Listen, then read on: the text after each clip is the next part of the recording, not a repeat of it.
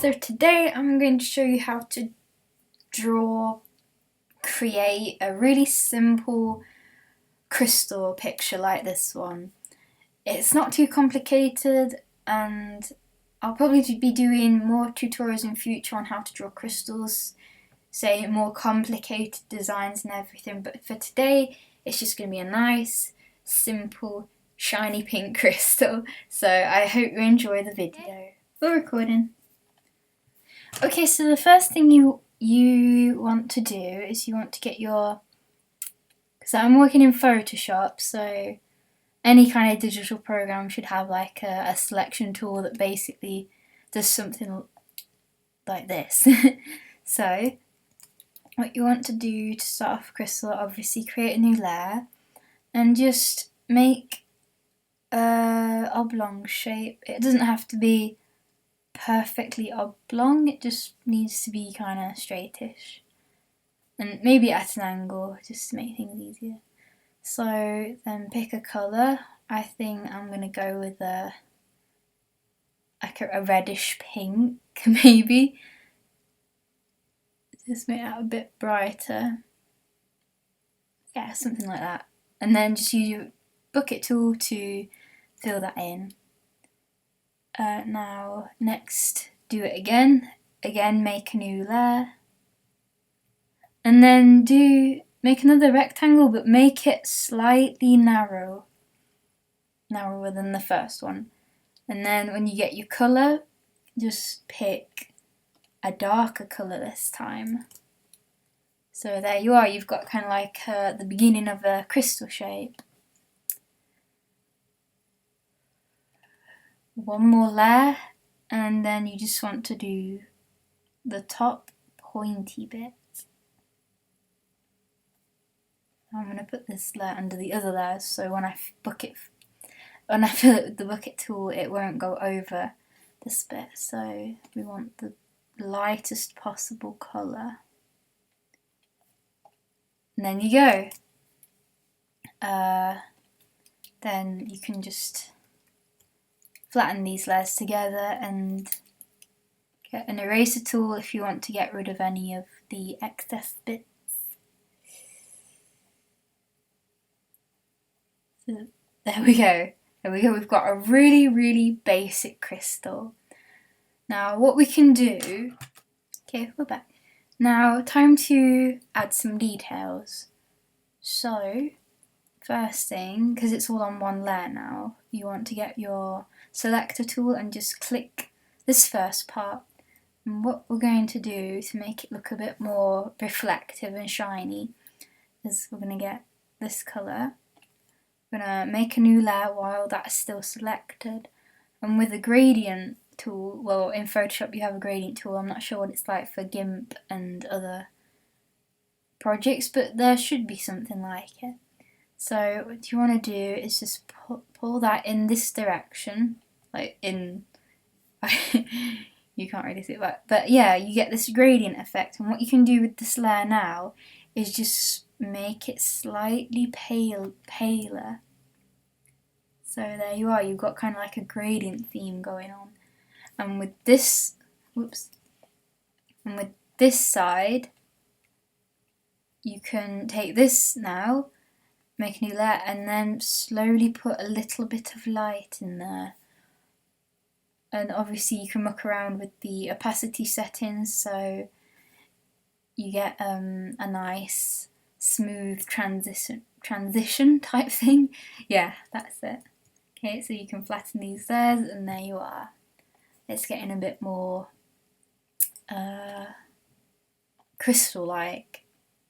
So, and you kind of want to do it with the top bit as well. And then just fade it out as you see fit. So there you are.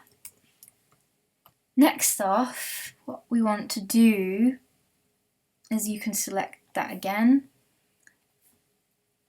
Now what we want to do is we want to add some highlights. This is the fun bit. So with a hard brush, not like a soft fluffy one, you want to get a hard brush, and you just want to pick like this light colour up here, maybe even go a bit lighter, And now that you're selected, you can basically just scribble over it, but we don't want to scribble. But it stops you from going outside of the lines unless you have a really neat hand. So you just want to do these. You can do reflective shines in any way. You could do them like that, but I'm not too good at that one. But again, you just want to show that it's shiny. So like this. Big old shiny crystal. And you could get it a bit down the side as well. That's what usually happens with crystals. As always, you should always look at pictures, because you can get the basic shape down and then you can learn tips and tricks from looking at the pictures themselves. So now that we have this layer, what you're going to do is just lock the layer, and you can get your gradient tool again, and now that the layer's locked, you can gradient that up. So now the highlights aren't as bright as they are. The highlights down here are darker than the lights up here, and it's kind of giving you a shadowy, reflective type thing. You could also do it the opposite way and make this lighter. So like that. But it's best not to do it too much, because sometimes it can look too cartoony, but that's kind of what we're going for today anyway. So you can up there, and then just do the same up here, but because you've locked the layer, it won't go off the edge. So ooh. Now I'm not sure how I feel about this bit. As always, change your brush size to get finer details.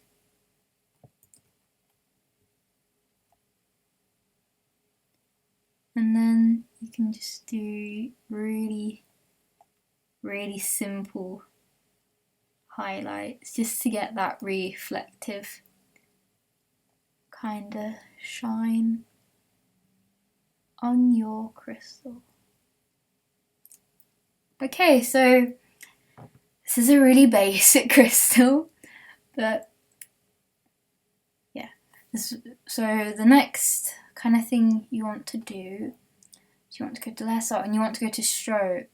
Now can you see it kind of makes a line art for you, which is really helpful when you don't want to draw straight, rigid lines, because I hate doing that. So with the stroke you can change the colour, and black does not look good for this type of thing. You usually want to just go a little bit darker than your darkest colour on the crystal. So I think about there looks good. And you can change the size, you can make it really thick, you can make it thin so it looks like the actual line art. I think we're going to go in between for a simple look. Now,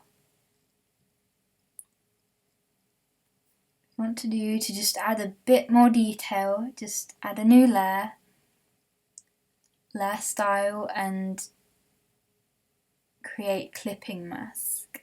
Now again, I'm not too sure about other art programs, this is mostly just for Photoshop, but it will create a layer and it's kind of like locking the first layer, but with this clipping mask you can draw all over it and it doesn't affect the stroke line, and also you can just delete it really easily. So yeah, there you go.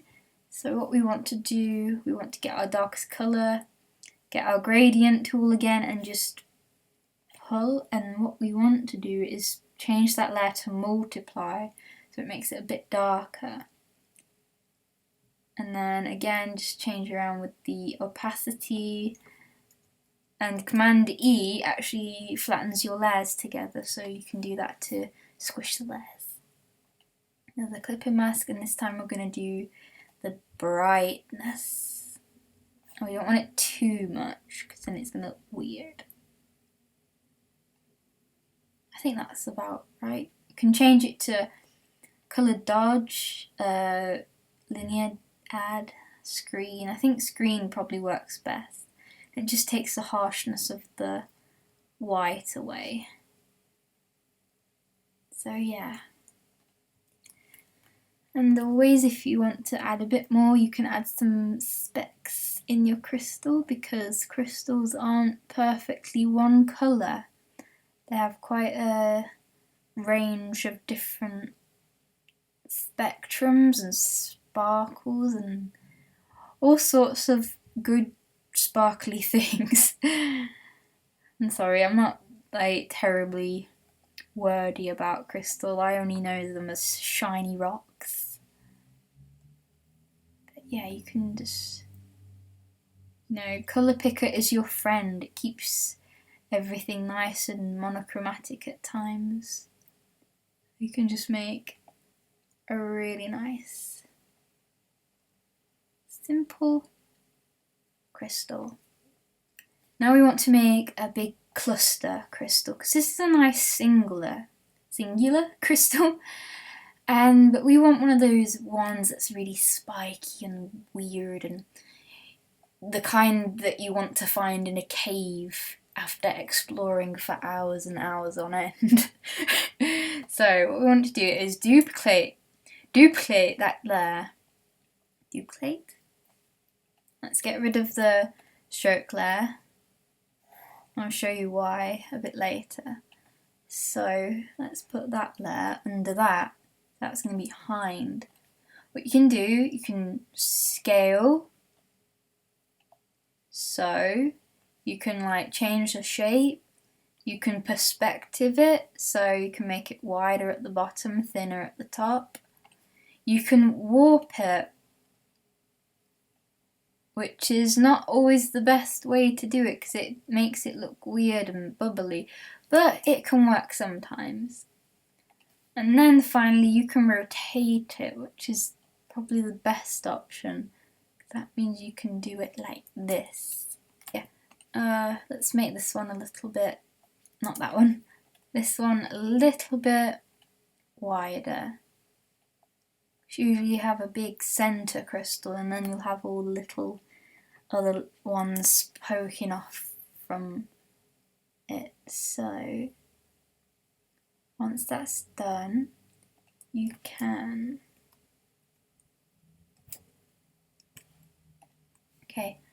next you want to layer style, then you want to stroke, and you want the same colour as before.